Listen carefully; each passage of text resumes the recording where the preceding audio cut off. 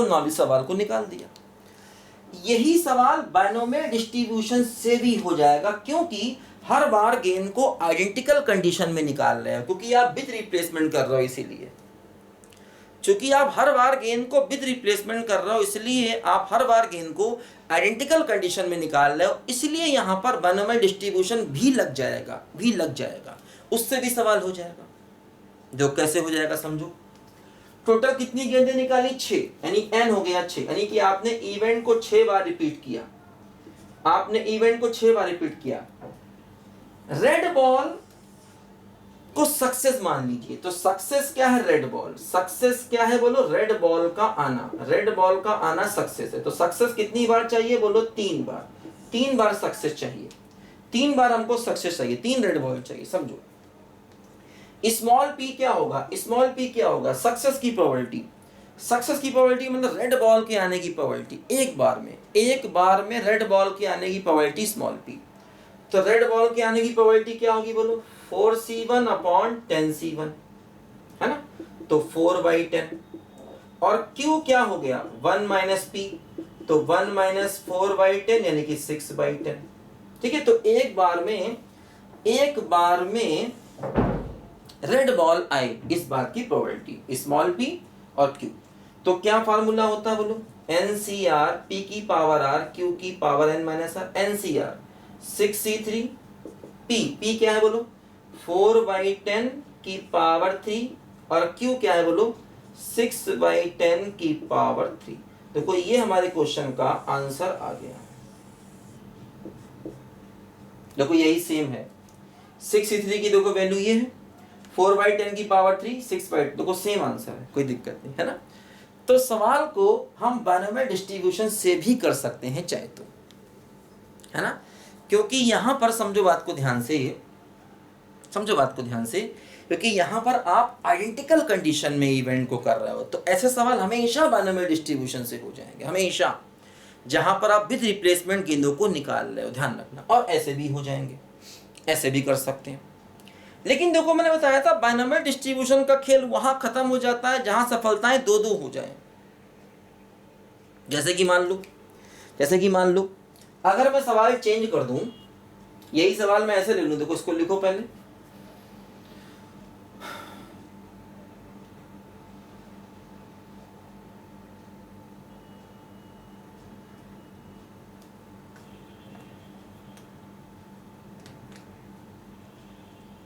देखो सवाल मैं ऐसे कर दूं कि 6 ball are drawn 1 by 1 with replacement, find probability that 3 red ball comes out and 2 green balls comes out।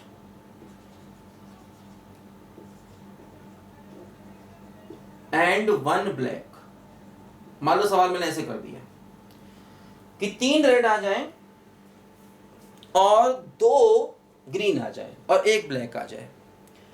तो अब देखो क्या होगा कि अगर आपने सिंपल मेथड से करें, बिना बायनोमियल डिस्ट्रीब्यूशन की नॉलेज के करें, बिना बायनोमियल डिस्ट्रीब्यूशन की देखो नॉलेज के अगर हम इस सवाल को करें तो देखो क्या होगा समझो। 3 रेड चाहिए तो रेड रेड रेड, 2 ग्रीन चाहिए तो ग्रीन ग्रीन, 1 ब्लैक चाहिए। विद रिप्लेसमेंट कर रहे हैं तो रेड की प्रोबेबिलिटी क्या होगी? 4c1 अपॉन 10c1, फिर 4c1 अपॉन 10c1 रेड की प्रोबेबिलिटी, क्योंकि देखो हर बार आप विद रिप्लेसमेंट कर रहे हैं, गेंद को वापस डाले दे रहे हैं। फिर 4c1 अपॉन 10c1, 2 ग्रीन है तो ग्रीन कितनी है? 3, तो 3c1 upon 10c1, 3c1 upon 10c1, 1 black है तो 3c1 अपॉन 10c1। देखो ये अब गेंदे कम तो हो नहीं रही क्योंकि विद रिप्लेसमेंट चल रहा है काम। तो कितना होगा देखो, तो कितना हो गया बेटा? ये हो गया 4/10, ये भी 4/10, तो 4/10 की पावर 3, 3/10 की पावर भी 3। अब देखो ये चीजें आपस में अरेंज होंगी तो कितने वे में अरेंज होगी? देखो 6 चीजें हैं, 3 एक जैसी हैं, तो 3 फैक्टोरियल, 2 फैक्टोरियल और 1 फैक्टोरियल। ये देखो तो इसको, क्योंकि ये केस इतनी बार रिपीट हो रहे हैं तो इतनी बार ये केस जुड़ेंगे, ये केस इतनी बार जुड़ेंगे, मतलब इतने से मल्टीप्लाई कर दो, ये चीज इतनी बार ऐड होगी तो इतने से मल्टीप्लाई कर दो, तो क्या हुआ answer 6 factorial 3 factorial 2 factorial 1 factorial into this 4/10 की पावर 3 और इंटू 3/10 की पावर 3। तो ये हमारे क्वेश्चन का आ गया, बोलो फाइनल आंसर। अब ये सवाल बाइनोमियल डिस्ट्रीब्यूशन से बेटा नहीं होगा, समझ लो ध्यान से। इसमें आप किसको सफलता मानोगे, क्योंकि 3-3 सफलताएं हैं, तो ये बाइनोमियल डिस्ट्रीब्यूशन से नहीं होगा, ध्यान देना, ये ऐसे ही करना पड़ेगा। तो बनाया बाइनोमियल डिस्ट्रीब्यूशन सिर्फ एक क्वेश्चन को आसान करने का तरीका है, वो सवाल दूसरे मेथड से भी निकल जाते हैं। लिखो ध्यान से, तब तक मैं कुछ पानी वानी पी लूं, जरा ध्यान दो।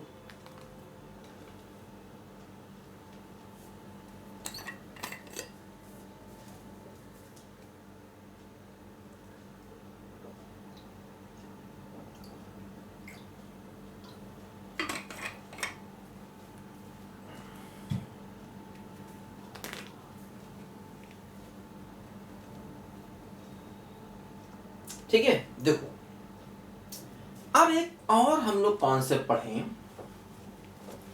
मीन एंड, है ना, variance and standard deviation in case of binomial distribution. देखो ये भी क्वेश्चन को आसान करने का एक मेथड होता है। देखो मीन वेरिएंस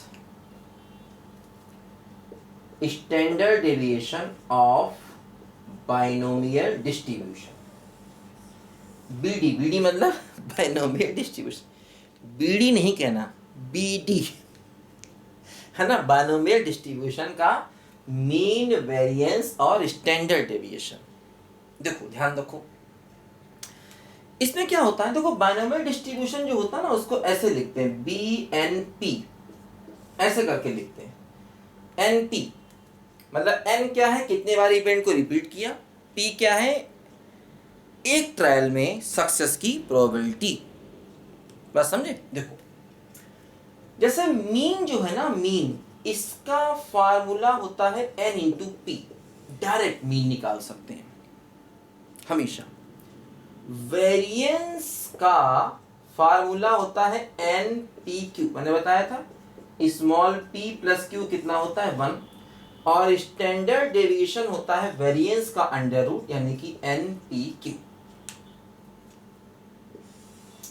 तो बाइनोमियल डिस्ट्रीब्यूशन के केस में आप मीन वेरिएंस स्टैंडर्ड डेविएशन इस मेथड से निकाल सकते हैं। कब, बाइनोमियल डिस्ट्रीब्यूशन के केस में। देखो तुमको मैंने मीन निकालने का तरीका बताया था, क्या था, P1 X1 P2 X2 P3 X3 and so on. Variance का तुमको मैंने फार्मूला बताया था, P1 X1 square P2 X2 square and so on minus mean का स्क्वायर। और स्टैंडर्ड डेविएशन हमेशा वेरिएंस का अंडर रूट होता है, तुमको मैंने बताया था पिछले वीडियो में। बात समझे। लेकिन बाइनोमियल डिस्ट्रीब्यूशन के केस में आप मीन वेरिएंस स्टैंडर्ड डेविएशन इस मेथड से डायरेक्ट निकाल सकते हैं, तो क्वेश्चन इजी हो जाता है कई बार। ये भी क्वेश्चन को आसान करने के तरीके हैं, नहीं तो क्वेश्चन मुश्किल हो जाएगा। बस समझे। अगर बाइनोमियल डिस्ट्रीब्यूशन हो तो, बाइनोमियल डिस्ट्रीब्यूशन हो रहा हो तो, बाइनोमियल डिस्ट्रीब्यूशन का मतलब मैंने क्या बताया था कि इवेंट आइडेंटिकल कंडीशन में रिपीट हो रही हो तभी ये लगा सकते हो। जब इवेंट आइडेंटिकल कंडीशन में रिपीट हो रही हो तभी आप इसको हमेशा लगा सकते हैं। लिखो इसको जरा ध्यान से, mean variance of standard deviation. देखो इसके एक दो क्वेश्चन मैं तुमको दिखाता हूं, क्योंकि ये बहुत इंपॉर्टेंट होता है बेटा।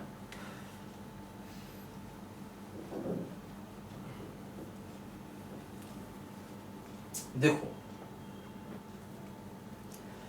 मान लो क्वेश्चन ऐसा है, a dice is thrown 5 times, find mean variance standard deviation of number of sixes, number of sixes.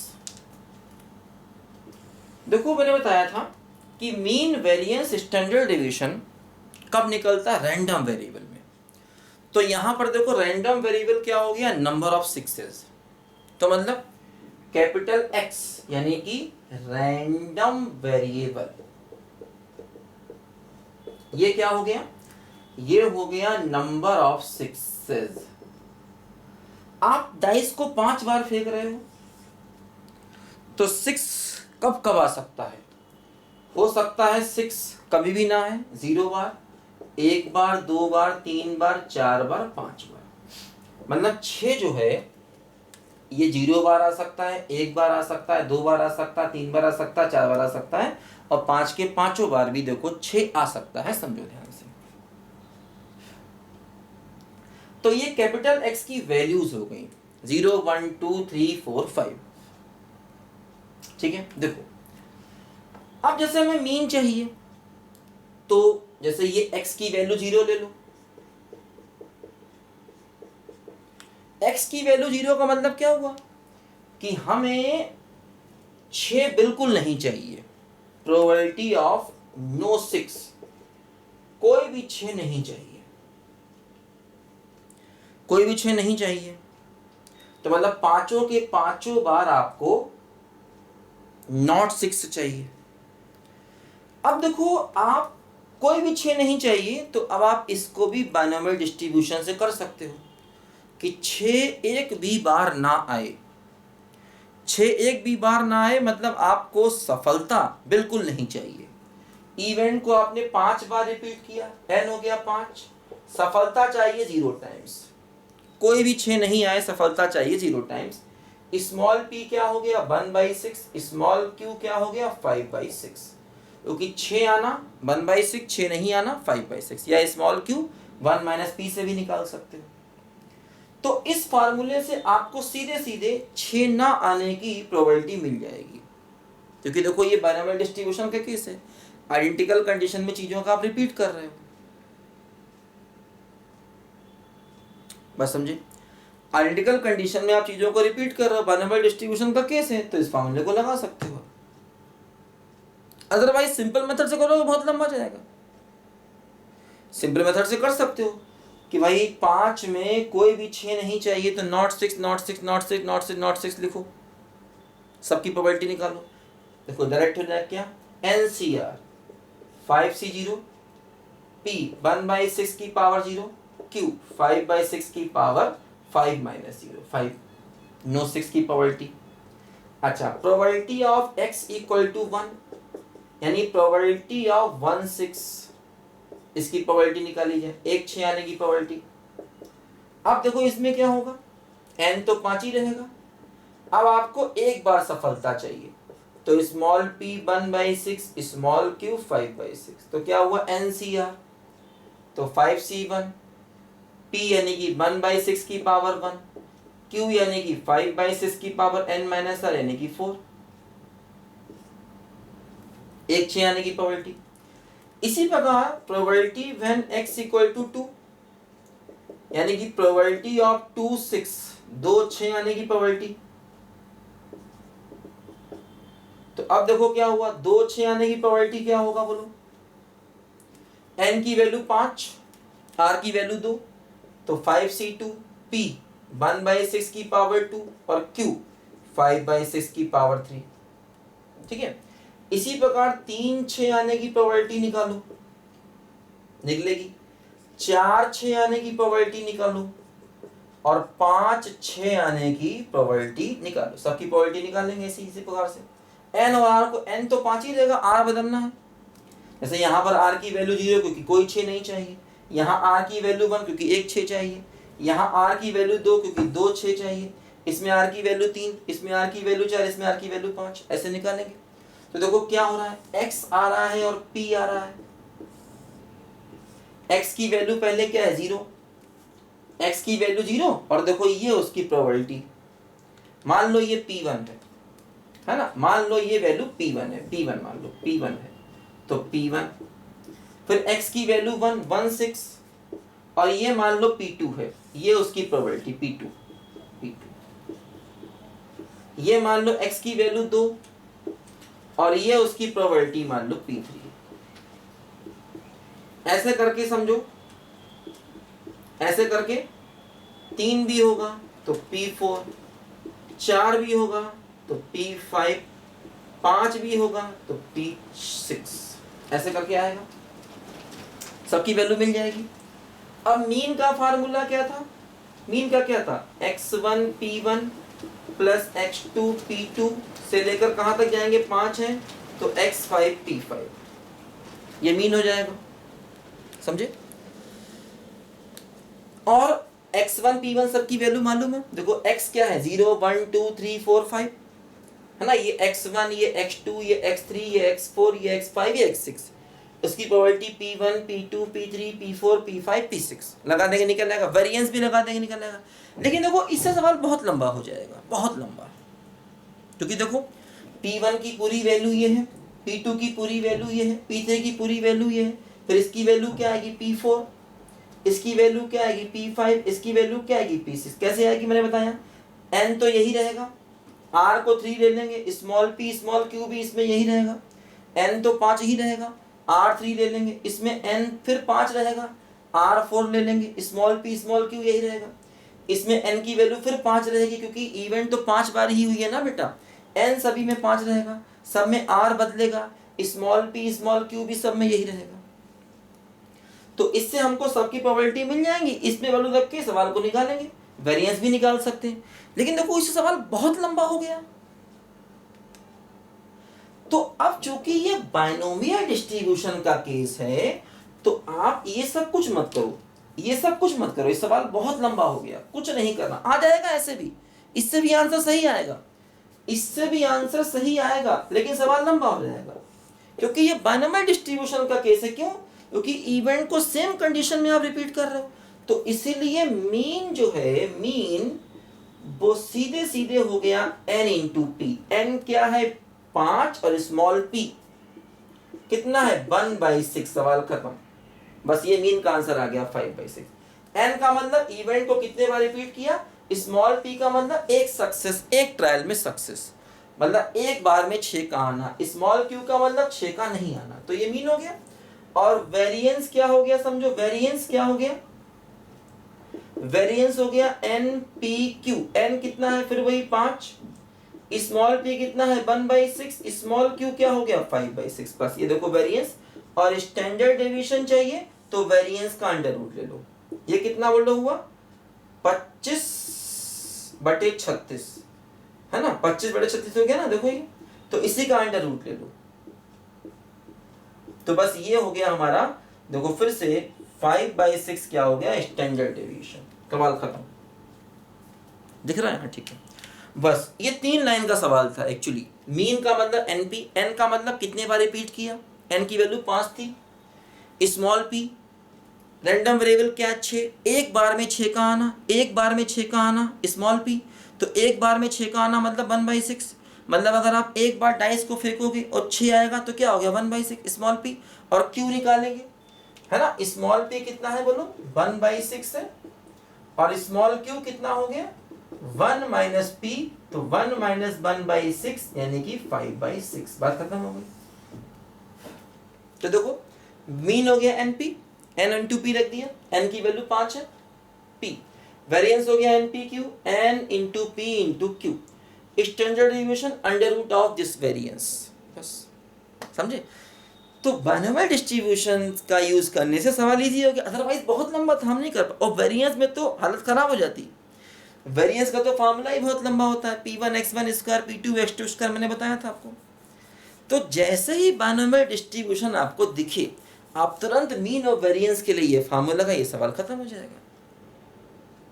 बस समझे ना? हमेशा ध्यान रखना। देखो डाइस केस के केस में, कॉइन के केस में, कॉइन वाला केस, अगर एक कॉइन को हम 3 बार फेंके, देखो ये सवाल मैं तुमको करा रहा था, एक कॉइन को 3 बार फेंकने वाला केस तुमको मैंने कराया भी था स्टार्टिंग में, प्रोबेबिलिटी डिस्ट्रीब्यूशन में तुमको मैं वही समझाया था कि एक कॉइन को 3 बार फेंकें तो क्या होता था।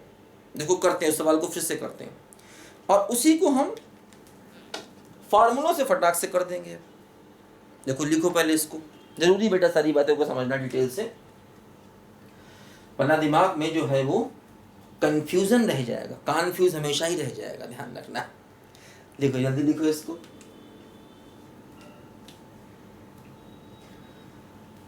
यशोमती मैया से बोले नंदलाला, राधा क्यों गोरी मैं क्यों काला, राधा क्यों गोरी मैं क्यों काला। बोली मुस्काती मैया सुन मेरे प्यारे, बोली मुस्काती मैया सुन मेरे प्यारे। देखो समझो, a coin is tossed 3 times. Find mean, variance, standard deviation of number of heads. देखो, एक कॉइन को 3 बार फेंका गया, मीन, वेरिएंस और स्टैंडर्ड डेविएशन निकालना है किसका, नंबर ऑफ हेड्स का। देखो समझो ध्यान से। तो देखो ये सवाल तुमको मैंने कराया था पहले भी, मैंने कैसे बताया था कि इसका सैंपल स्पेस लिखिए, ट्रिपल एच होगा, है ना। एक कॉइन को 3 बार फेंका जाए या 3 कॉइन को 1 बार फेंका जाए, बात बराबर है।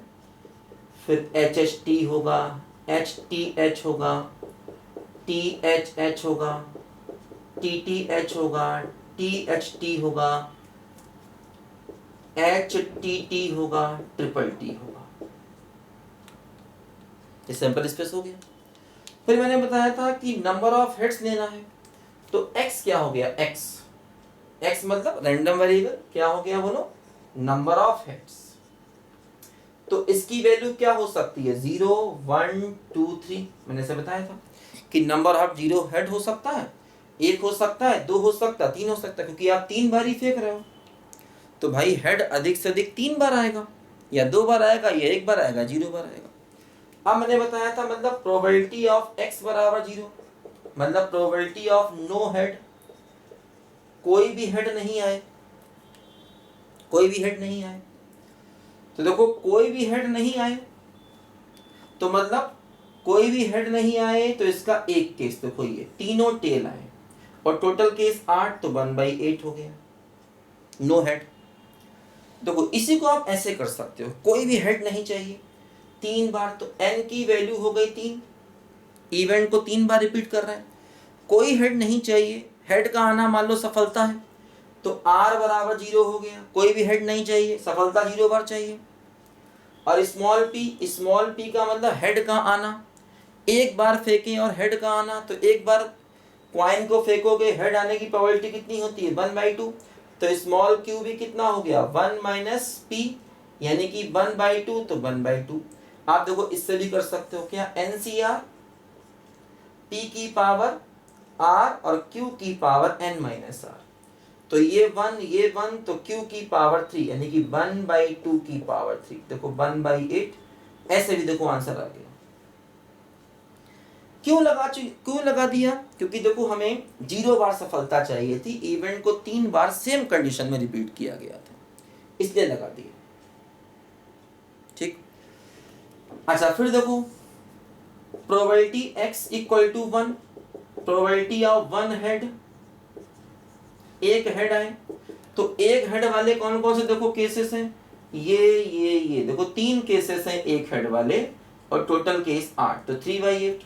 इसको भी देखो ऐसे कर सकते हो, n बराबर 3 है क्योंकि 3 बार फेंका, एक सफलता चाहिए, स्मॉल p क्या आना, हेड का आना, स्मॉल q हेड का नहीं आना, तो क्या होगा, NCR p की पावर r और q की पावर n-r, तो 3 × 1/2 1/2 1/2 1/8, तो आंसर क्या आ गया बोलो, 3/8। देखो वही है ये, बस समझे। देखो ऐसे भी कर सकते हो, बायनोमियल डिस्ट्रीब्यूशन का यूज करके भी सवालों कर सकते हो, और ऐसे सैंपल स्पेस से भी हम लोगों ने पहले किया था, तब भी हो जाएगा। इसी प्रकार देखो प्रोबेबिलिटी x बराबर 2, मतलब प्रोबेबिलिटी ऑफ 2 हेड्स है ना, प्रोबेबिलिटी ऑफ 2 हेड्स। 2 हेड के कितने केसेस हैं? 1 2 3 केसेस हैं 2 हेड के, टोटल केस 8, 3/8। इसको ऐसे भी कर सकते हो, n बराबर 3 और सफलता चाहिए 2 बार, स्मॉल p फिर वही 1/2, स्मॉल q 1/2। तो क्या होगा? NCR p की पावर r और q की पावर n-r, तो 3c2 यानी 3 इंटू 1/8। देखो ये आंसर आ गया है ना। इसी प्रकार x बराबर 3 वाला केस, x बराबर 3 वाला केस यानी कि तीनों हेड चाहिए। तीनों हेड वाला देखो अकेला केस है, 3 हेड वाला अकेला केस और टोटल केस 8 1/8 ये हो गया। इसी को देखो ऐसे भी कर सकते हो कि n बराबर 3 है और तीनों हेड चाहिए, तो r भी 3 और p कितना हो गया? 1/2। p तो वही है हर बार, p क्या है? एक बार फेंकें और हेड आए, तो स्मॉल p स्मॉल q हर बार वही है। n भी वही है क्योंकि इवेंट 3 बार रिपीट कर रहा है, r बदल रहा है। यहाँ r की वैल्यू 0, यहाँ r की वैल्यू 1, यहाँ r की वैल्यू 2, यहाँ r की वैल्यू 3। देखो लगाओ NCR p की पावर r और q की पावर n-r, तो 0। देखो ये फिर से 1/8 आ गया, तो ऐसे भी कर सकते हैं। तो मतलब हम लोगों ने पहले ये सैंपल स्पेस से किया था सवाल, अब हम उसको NCR वाले फार्मूले से भी कर सकते हैं। अच्छा, हमें चाहिए क्या? मीन और वेरिएंस चाहिए। तो देखो पहले हम लोगों ने क्या किया था, देखो x और p, देखो लिखो, देखो क्या है, x अगर 0 है तो p की वैल्यू कितनी है? 1/8। x अगर 1 है तो p की वैल्यू 3/8 हो गई। x अगर 2 है तो p की वैल्यू फिर देखो 3/8 हो गई। देखो ये p 3/8 आ गया फिर से ना x2 में, तो p फिर से 3/8 हो गया। ठीक है, x की वैल्यू अगर 1 है 3/8, 2 है 3 है तो फिर 1/8, तो 3 है तो फिर 1/8। देखो ये x और p आ गया। अब मैंने क्या बताया था, इसको लिखो जरा बेटा, मिटाना है इसको, लिखो जल्दी से पहले। देखो अब देखो तुमको मैंने मीन का फार्मूला क्या बताया था? n इंटू पी होता है। ठीक है, मीन का फार्मूला क्या होता है बोलो? मीन क्या होता है बोलो? x1 p1 x2 p2 x3 p3 x4 p4। चलते चलो ऐसे, x कितना है? 0 और ये कितना है? 1/8। x कितना है? 1 और ये कितना है? 3/8। ये देखो ये कितना है? 2 और ये कितना है? 3/8 और ये कितना है? 3 और ये कितना है? 1/8। देखो मीन क्या हो गया? 3/8, 6/8 और 3/8। तो 8 ऊपर क्या हो गया? 3 + 6 + 3 12/8, तो 3/2 मीन आ गया। देखो यही मीन हम डायरेक्ट निकाले n इंटू पी से। n कितना है? 3 बार थ्रो किया, n की वैल्यू कितनी है? 3 और p क्या है? हेड का आना सफलता है, तो n कितना हो गया हमारा? 3 और स्मॉल p कितना हो गया? 1/2। क्योंकि हेड का आना, एक ट्रायल में सफलता, एक ट्रायल में हेड का आना, एक बार कॉइन को फेंके और हेड का आना, तो प्रोबेबिलिटी क्या हो गई? 1/2। स्मॉल p क्या होता है? एक ट्रायल में सक्सेस की प्रोबेबिलिटी। तो एक बार अगर हम कॉइन को फेंकें तो हेड के आने की प्रोबेबिलिटी 1/2, तो स्मॉल p 1/2, तो 3 इंटू 1/2। देखो आंसर 3/2 डायरेक्ट आ गया। यहां भी देखो 3/2 आया था। तो अब हमें इस सवाल को इस लंबे मेथड से नहीं करना, ये बेकार है। देखो इसमें तो बहुत समस्या हुई ना, पहले x था फिर p निकाला, फिर x और p निकाला, सवाल को ऐसे किया। अब ये सवाल सिर्फ एक लाइन का है, पूरा सवाल मीन चाहिए तो n इंटू पी, सवाल खत्म। ये सब नहीं करना आप। ये तब किया था जब हमें डिस्ट्रीब्यूशन की नॉलेज नहीं थी, बात समझे ना।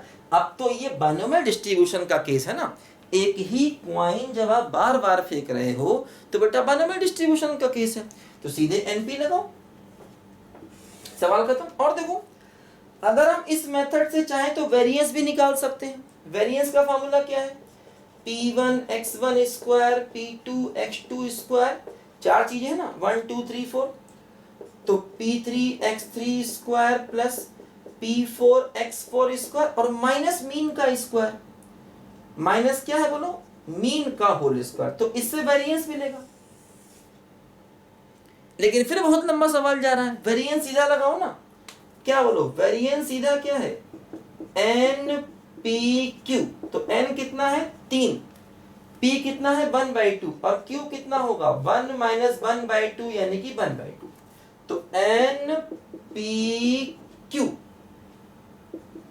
तो कितना हो गया बोलो? 3/4। ये सीधा वेरिएंस देखो आ गया। मतलब इससे तुम्हें करने की जरूरत नहीं है, इससे तब करते जब बाइनोमियल डिस्ट्रीब्यूशन का केस ना होता।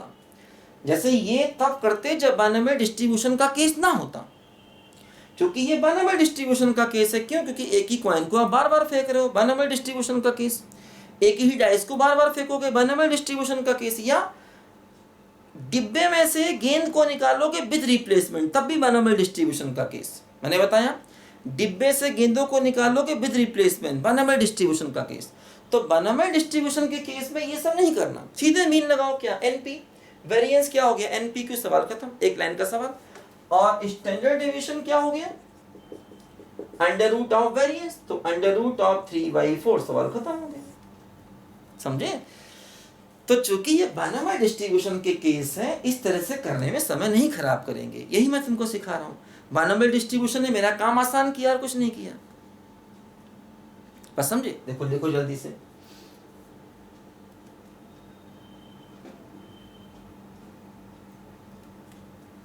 मान लो सवाल चेंज किया। एक कॉइन इज टॉस्ड 20 टाइम्स, एक कॉइन को 20 बार फेंका। Find mean variance standard deviation of number of heads. Number of heads का मीन वेरिएंस और स्टैंडर्ड डेविएशन चाहिए, ठीक है? नंबर ऑफ हेड्स का ठीक है, मीन वेरिएंस और स्टैंडर्ड डेविएशन चाहिए। अब देखो 20 बार फेंकोगे तो सैंपल स्पेस वाला खेल तो वैसे ही खत्म हो गया, क्योंकि एक कॉइन को 20 बार फेंकोगे तो सैंपल स्पेस आप बना ही नहीं पाओगे। अरे भाई 2 डाइस होते या एक डाइस को 2 बार फेंकते या 3 बार फेंक, चलो सैंपल स्पेस बन जाता। अब 20 बार का सैंपल स्पेस कहां से बना लोगे? सवाल तो वैसे ही खत्म हो गया। तो इसलिए कुछ नहीं करना। n कितना है? 20, क्योंकि 20 बार फेंका। स्मॉल p क्या है? नंबर ऑफ हेड, एक बार फेंके, जैसे कि डाइस को एक बार फेंकोगे तो सैंपल स्पेस क्या हो गया? हेड या टेल, तो प्रोबेबिलिटी ऑफ हेड कितना हो गया? 1/2, क्योंकि एक केस फेवरेबल, टोटल केस 2, तो p कितना हो गया? 1/2, और q हमेशा कितना होता है? 1 - p, तो ये भी कितना हो गया? 1/2। मीन का फार्मूला क्या हो गया बोलो? n × p। n कितना है? 20, और p कितना है? 1/2, तो सीधे सीधे 10 आंसर आ गया। बात समझे? वेरिएंस कितना हो गया बोलो? वेरिएंस कितना हो गया? NPQ, तो n है 20, p है 1/2, q भी है 1/2, तो 5 आंसर आ गया। स्टैंडर्ड डेविएशन क्या हो गया? अंडर रूट ऑफ वेरिएंस, तो अंडर रूट 5 आंसर आ गया। बस सवाल खत्म, एक लाइन का सवाल, क्योंकि बाइनोमियल डिस्ट्रीब्यूशन का केस है इसीलिए। अदरवाइज लंबे फार्मूले P1 x1 P2 x2 से करना मजबूरी था। बात समझे? लिखो जल्दी से।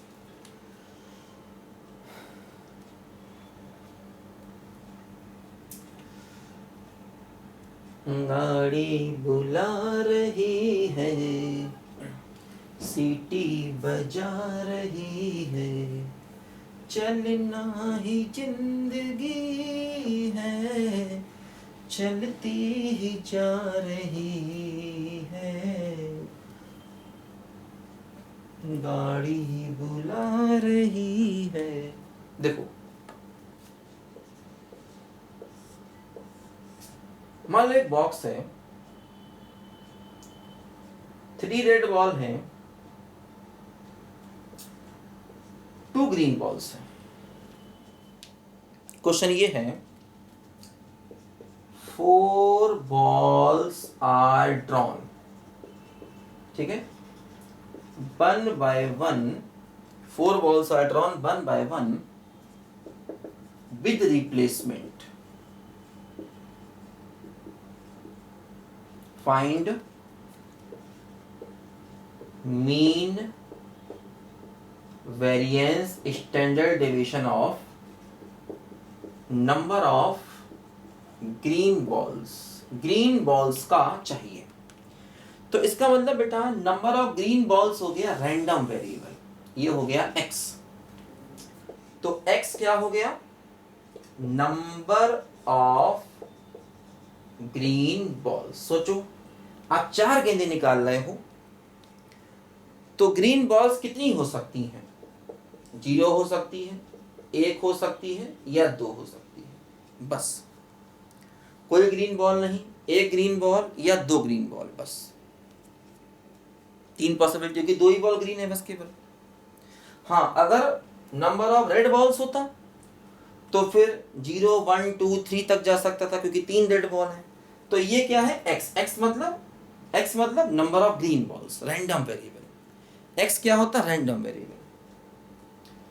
अब देखो मीन चाहिए, तो चूंकि ये बाइनोमियल डिस्ट्रीब्यूशन का केस है, किसका केस है बोलो, बाइनोमियल डिस्ट्रीब्यूशन का, ठीक है, क्योंकि आप विद रिप्लेसमेंट कर रहे हो। तो विद रिप्लेसमेंट वाला केस क्या होता है, हमेशा बाइनोमियल डिस्ट्रीब्यूशन का केस होता है। तो तुम्हें मीन चाहिए तो सीधे सीधे मीन का ये फार्मूला निकालो n into P. 4 ball draw की हैं तो n की वैल्यू हो गई 4, और हमें ग्रीन बॉल चाहिए तो स्मॉल p क्या होगा, स्मॉल p का मतलब ग्रीन बॉल का निकलना एक बार में। तो ग्रीन बॉल 2 हैं तो 2c1 अपॉन टोटल 5 है तो 5c1, तो 2/5 एक बार में ग्रीन बॉल का निकलना। स्मॉल p क्या होता है, एक ट्रायल में सक्सेस की प्रोबेबिलिटी। स्मॉल p क्या हो गया, एक बार में ग्रीन बॉल का निकलना। अच्छा स्मॉल q क्या हो गया, 1 माइनस 2/5 तो 3/5 बस। तो मीन हो गया np, n की वैल्यू 4 और p की वैल्यू 2/5 तो 8/5 मीन का आंसर, सवाल खत्म।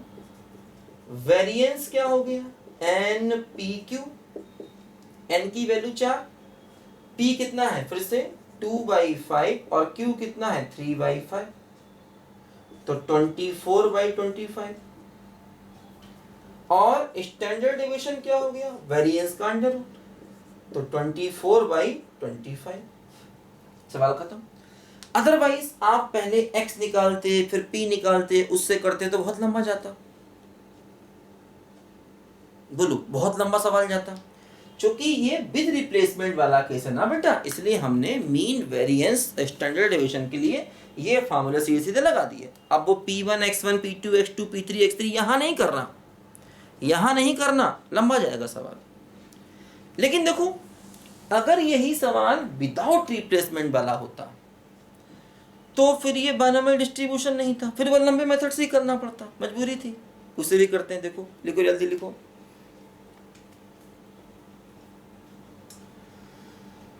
लिखो जल्दी लिखो बेटा, फटाफट लिख लो, जल्दी जल्दी लिख लो बच्चों। देखो मान लो ये सवाल होता हमारा ऐसे,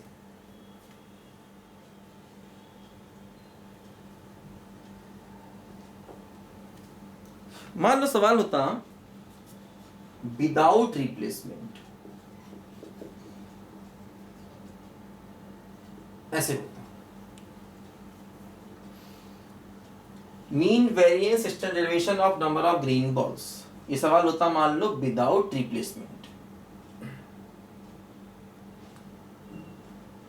ठीक है। अब देखो नंबर ऑफ ग्रीन बॉल्स हमारा क्या क्या हो सकता है, 0 1 2 3। अब देखो इसमें np नहीं लगा सकते, अब उसी बेसिक फार्मूले पर जाना होगा क्योंकि ये बाइनोमियल डिस्ट्रीब्यूशन का केस है नहीं बेटा।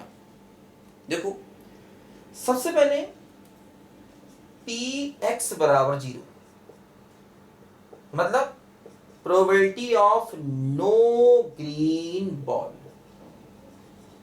अब देखो समझो, क्योंकि ये विदाउट रिप्लेसमेंट वाला केस है तो मैंने बताया था इसकी प्रोबेबिलिटी बिल्कुल वैसे ही निकल जाएगी जैसे तुम एक साथ वाले को करते हो।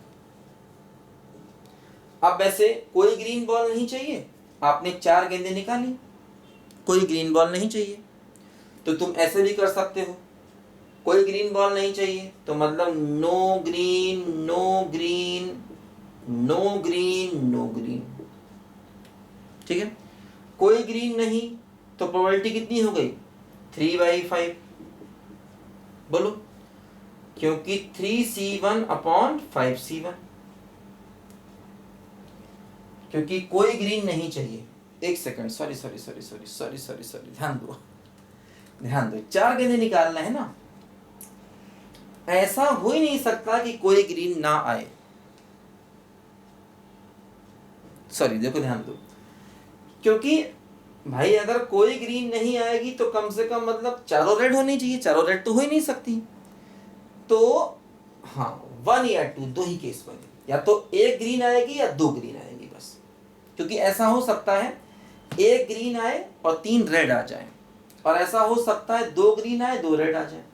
तो x की केवल यही 2 पॉसिबल वैल्यू है बस, है ना, क्योंकि 4 बॉल निकाल रहे हो, कोई भी ग्रीन ना आए ये पॉसिबल नहीं, क्योंकि रेड तो 3 ही है ना।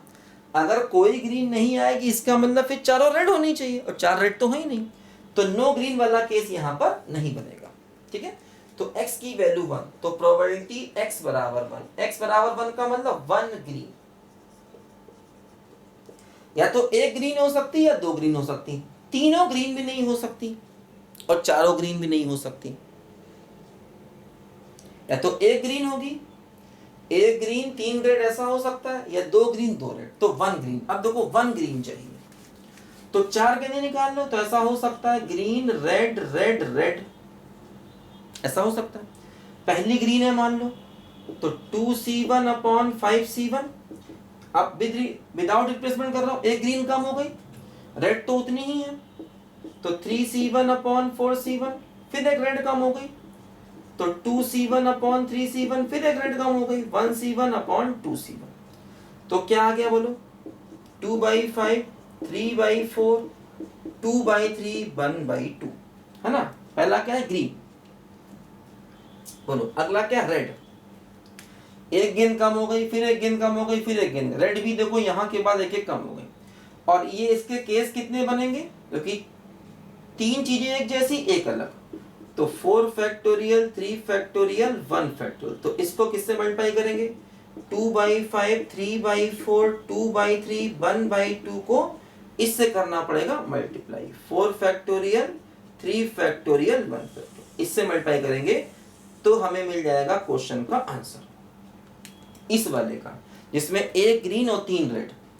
अब देखो ये ऐसे निकालो, ऐसे भी निकाल सकते हैं, ये वाला केस 1 ग्रीन वाला केस ऐसे भी निकाल सकते हैं, लेकिन इससे ज्यादा अच्छा है कि आप बिल्कुल ऐसे सोचो ना कि गेंदों को एक साथ निकाला गया हो, क्योंकि अगर विदाउट रिप्लेसमेंट वाला केस होता है तो इसको वैसे कर सकते हैं जैसे गेंदों को एक साथ निकाला गया हो। तो एक साथ निकालने के में क्या होगा बोलो, टोटल 5 में से 4 चाहिए तो 5C4, कितनी चाहिए, एक ग्रीन चाहिए तो 2C1, इसका मतलब 3 रेड चाहिए तो 3C3, सवाल खत्म। एक ग्रीन की प्रोबेबिलिटी सीधा ये लिखो, ये और ये सेम आंसर होगा। अभी तुमको पिछले वीडियो में ये बात समझा चुका हूं बार बार मैं कि ऐसे भी कर सकते हैं, ऐसे भी कर सकते हैं, दोनों के आंसर सेम होंगे, तो जरूरत नहीं ऐसे करने की, ये लंबा मेथड है, इससे डायरेक्ट करेंगे। विदाउट रिप्लेसमेंट वाले केस को बिल्कुल वैसे ही करेंगे जैसे चीजों को एक साथ निकाला गया हो, ध्यान देना। तो ये नहीं करेंगे, इससे समय खराब होगा, ठीक है। अब देखो 2 ग्रीन हो सकती हैं, x बराबर 2 ग्रीन हो सकती हैं, फिर वैसे सोचो जैसे एक साथ निकाला गया, 5 में से 4 गेंद निकाली गई, 5C4, 2 ग्रीन चाहिए तो दोनों की दोनों 2 ग्रीन है, इसका मतलब 2 रेड है, 3C2। 5 में से टोटल गेंदें 4 निकाली, 2 ग्रीन चाहिए और 2 रेड चाहिए, बस। तो देखो P और X, क्योंकि X के 2 ही केसेस हुए ना, आगे होते तो आगे भी चलते, अगर आगे होते तो और आगे चलते। X की वैल्यू क्या क्या है इस पर डिपेंड करता है, X की वैल्यू क्या क्या है, क्योंकि नंबर ऑफ ग्रीन बॉल्स या तो एक हो सकती है या दो हो सकती है, क्योंकि टोटल बॉल 4 निकालनी, रेड 3 है इसीलिए। अब देखो x की वैल्यू 1 है, इधर x लिखो इधर p लिखो। x की वैल्यू 1 है तो इसकी प्रोबेबिलिटी देखो ये है 2c1, इसको निकालना, इसकी वैल्यू क्या होगी, 2c1 हो जाएगा 2, ये 1 और ये 5, तो 2 इंटू 1/5, तो इसकी वैल्यू 2/5 होगी। ये 2 होगा, ये 1 होगा, ये 5 होगा। इसकी देखो वैल्यू क्या होगी, ये 1 होगा, ये 3 होगा और ये 5 होगा, तो 3/5, ये हो गया 2/5, ये 3/5। तो x की वैल्यू अगर 1 है तो प्रोबेबिलिटी है 2/5, x की वैल्यू अगर 2 है तो प्रोबेबिलिटी है 3/5। दो ही केस है, ठीक है, बोलो समझे। अब देखो मीन क्या होगा, मीन होगा p1 x1 plus p2 x2, चूंकि दो ही केस है, तो 2/5 इंटू 1 प्लस 3/5 इंटू 2, तो 2/5 प्लस 6/5, तो 8/5 आ गया मीन। अच्छा और समझो, वेरिएंस क्या होगा, p1 x1 square plus p2 x2 square minus, क्योंकि दो ही केस है बस, आगे नहीं बढ़ेगा, माइनस मीन का स्क्वायर, तो p1 मतलब 2/5, x1 स्क्वायर 1 का स्क्वायर 1, p2 यानी 3/5, x2 का स्क्वायर यानी कि 4 माइनस मीन का स्क्वायर, तो 8/5 का स्क्वायर। देखो क्या हुआ, 2/5 और 8/5, सॉरी 2/5 12/5, तो 14/5 माइनस ये जो भी हो जाएगा 8/5 का स्क्वायर, ये आ जाएगा हमारा वेरिएंस, ठीक है। और स्टैंडर्ड डेविएशन क्या हो जाएगा, इसी वेरिएंस का अंडर रूट, ठीक है।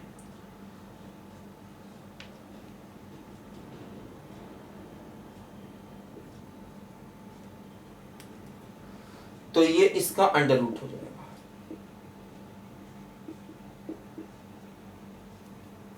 इसकी वैल्यू निकालें, देखो क्या होगी, 14/5 64/25, 25 एलसीएम आ गया,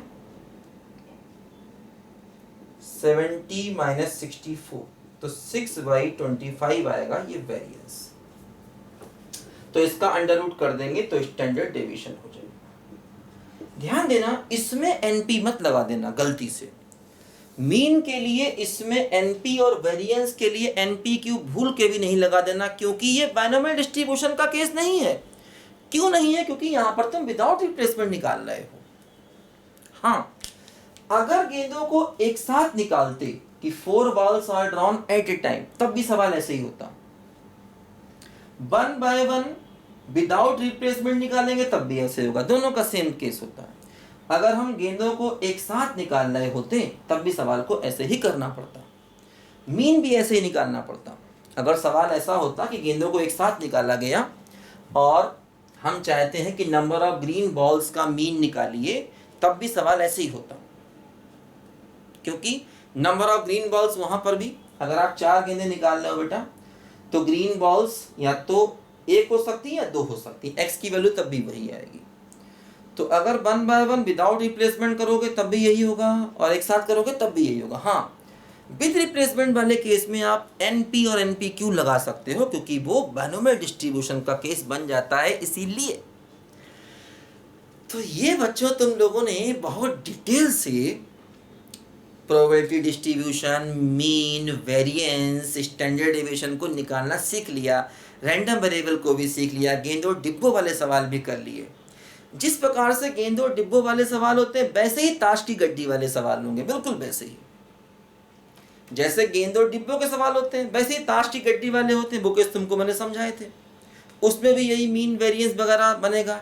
अगर विद रिप्लेसमेंट वाला केस होगा तो फिर वही बाइनोमियल डिस्ट्रीब्यूशन लगा सकते हैं। अगर विदाउट रिप्लेसमेंट वाला केस होगा तो ऐसे करना होगा वहां भी। तो ये बच्चों तुम लोगों ने पूरी तरीके से इन चीज़ों को सीख लिया है, ठीक है। अभी मैं एक वीडियो और वहाँ पर अपलोड करूँगा, उसमें तुमको मैं कुछ और बेसिक बातें सिखाऊंगा, ठीक है बच्चों। तो इस वीडियो में इतना ही, फिर मिलते हैं अगले वीडियो में, तब तक के लिए बाय बाय।